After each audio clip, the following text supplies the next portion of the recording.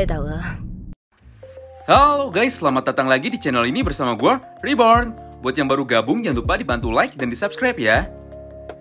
Kabar mengenai kematian dari Ryu Gujiken alias Draken pada chapter 224 yang lalu tidak hanya membuat hancur hati dari Takemichi, Senju, dan juga Sano Manjiro saja. Sudah sangat jelas sekali jika pada akhirnya para anggota Toman lainnya sampai tahu mengenai kejadian penembakan Draken, mereka semua pasti akan sangat emosi dan tidak akan tinggal diam saja.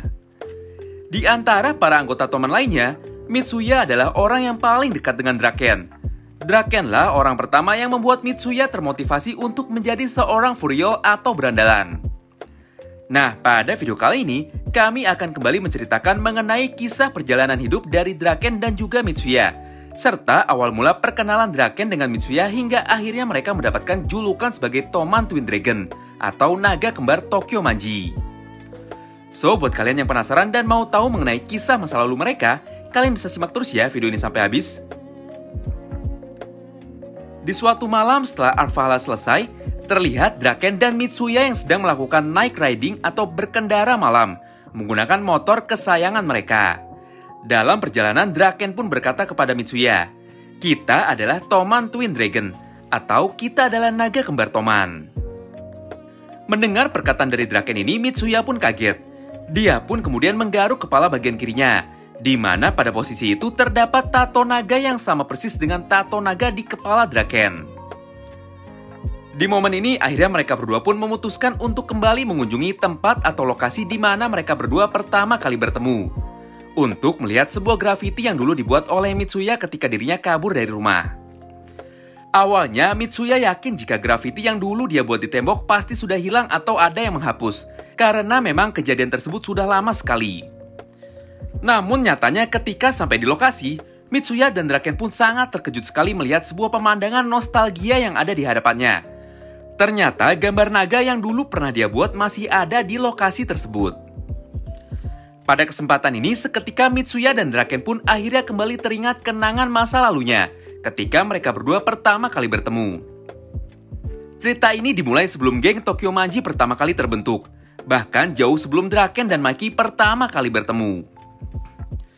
Pada suatu malam terlihat Mitsuya yang sedang pergi melarikan diri dari rumah karena suatu masalah keluarga yang dia hadapi. Walaupun Mitsuya kabur dari rumah, namun dirinya tidak pernah bisa berhenti memikirkan bagaimana keadaan kedua adiknya yang masih sangat kecil, yaitu Luna dan Mana.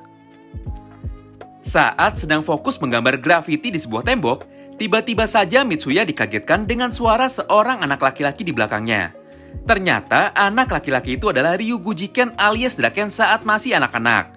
Draken pun berkata, jika gambar dari Mitsuya sangat keren sekali.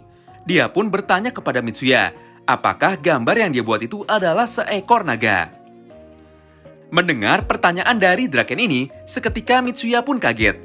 Mitsuya pun bertanya sejak kapan Draken ada di sana. Rupanya Draken sudah sangat lama sekali duduk di sana sambil mengamati Mitsuya. Draken kecil pun berkata, "I've been watching you all the time," atau aku selalu mengawasimu setiap waktu. Melihat penampilan dari Draken yang sejak kecil sudah menindik telinganya dan menggunakan anting, dalam hati seketika Mitsuya pun berpikir dan menganggap jika Draken adalah seorang Furiol atau anggota geng berandalan. Di momen ini entah kenapa Draken malah bersikap ramah kepada Mitsuya. Dia pun kemudian menawarkan Mitsuya sebuah makanan yang dia bawa dan dia makan. Belum sempat Mitsuya menjawab, ternyata perutnya lebih dulu merespon tawaran dari Draken dan langsung berbunyi. Mendengar ini, Draken pun hanya tertawa dan langsung menyuruh Mitsuya untuk duduk di sampingnya.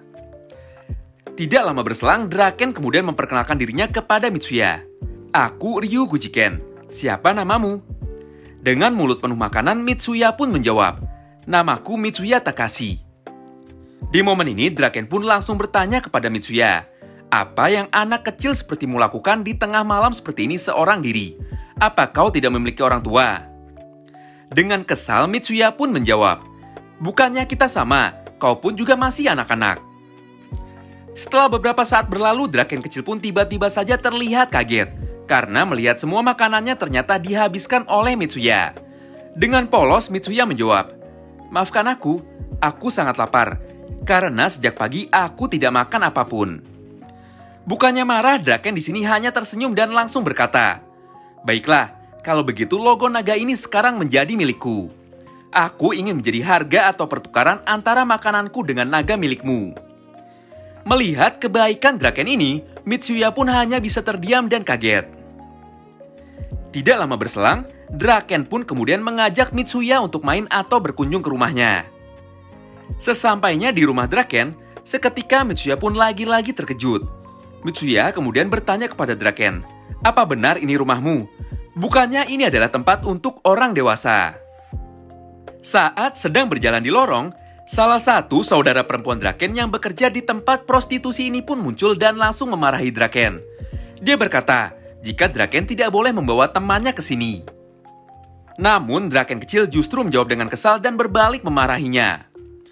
Rupanya inilah kehidupan yang dialami oleh Draken di masa kecil. Karena tidak mempunyai orang tua, akhirnya Draken pun tinggal di tempat prostitusi ini. Semua orang yang ada di tempat ini adalah saudaranya. Mereka semua selalu merawat Draken. Bahkan pemilik tempat ini pun sampai menganggap Draken sebagai anaknya sendiri.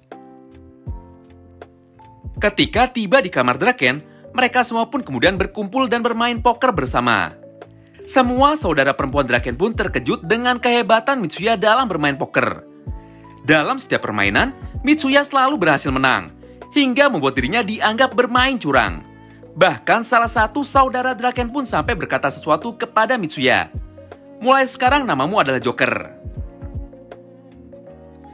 Setelah beberapa waktu berlalu, Mitsuya pun akhirnya terbawa suasana dan merasa nyaman di tempat ini. Tanpa sadar Mitsuya berkata, "Kalian semua sangat beruntung.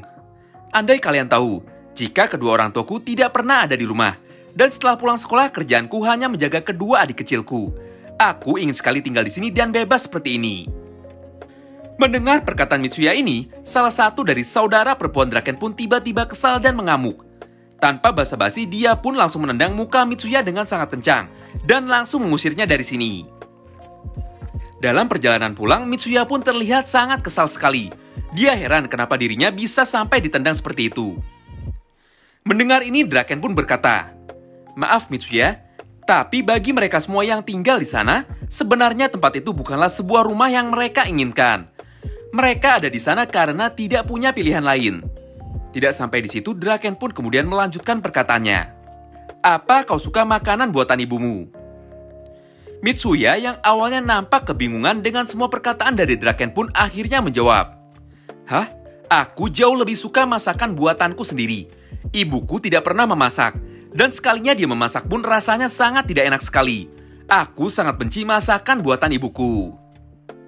Mendengar ini, Draken pun malah tersenyum lebar sambil berkata sesuatu kepada Mitsuya. Wow, itu sangat luar biasa. Di momen ini lagi-lagi Mitsuya kecil yang belum mengerti apa-apa kembali terlihat bingung.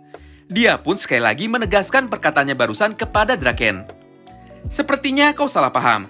Aku tadi bilang jika aku benci masakan ibuku." Dengan muka sedih, Draken pun kemudian menanggapi perkataan dari Mitsuya sebelumnya. "Aku tidak memiliki orang tua. Aku harap aku bisa merasakan hal seperti itu, sehingga aku bisa berkata, aku benci masakan ibuku." Sebuah perkataan singkat yang sangat menusuk hati diucapkan oleh Draken.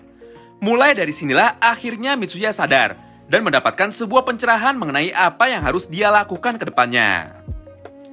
Setelah beberapa bulan berlalu, Mitsuya yang sebelumnya terpisah dengan Draken pun akhirnya bisa bertemu lagi dengan Draken di tempat awal mereka berjumpa dulu.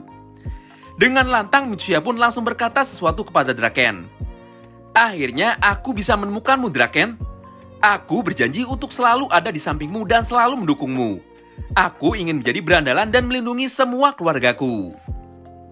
Di momen ini, Mitsuya dan Draken pun seketika terkejut ketika mereka menyadari jika mereka berdua memiliki potongan rambut atau gaya rambut dan juga tato naga yang sama di kepalanya. Dengan muka kesal, Draken pun berkata, "Kau mencuri gaya rambutku. Apa kau lupa jika kita pernah berjanji dulu? Aku memberikanmu makananku dan tato nagamu menjadi milikku." Mulai dari sini, Mitsuya kecil pun akhirnya memanjangkan rambutnya dan menutupi tatonya. Dan mulai dari sini jugalah, Mitsuya selalu mengikuti Draken kemanapun dia pergi dan selalu menjadi sahabat terbaik dari Draken. Wow, keren banget ya. Hubungan ikatan antara Mitsuya dan juga Draken sangatlah erat sekali. Sudah pasti Mitsuya lah orang yang paling pertama akan emosi dan marah sekaligus merasa kehilangan saat mengetahui sebuah kabar jika Draken sudah terbunuh di malam festival Tanah Bata ini. Saat ini kita hanya perlu menunggu waktu saja, sampai akhirnya Mitsuya kembali muncul di dunia berandalan untuk membantu Takemichi sekaligus membalaskan kematian dari Draken. Petunjuk mengenai ini pun sebenarnya sudah pernah dimunculkan oleh Ken Wakui Sensei dan diposting pada akun Twitter resminya. Dalam postingan tersebut terlihat sebuah gambar dari Draken dan Mitsuya yang saling menunjuk tato naga di kepalanya. Kemungkinan besar setelah Draken mati, Mitsuya akan kembali memotong rambutnya dan menunjukkan kembali tato naganya. Sebagai sebuah simbol, jika Toman Twin Dragon atau naga kembar Toman belum mati. Terima kasih yang sudah simak video ini sampai habis ya. Sampai jumpa lagi di video selanjutnya. Bye-bye.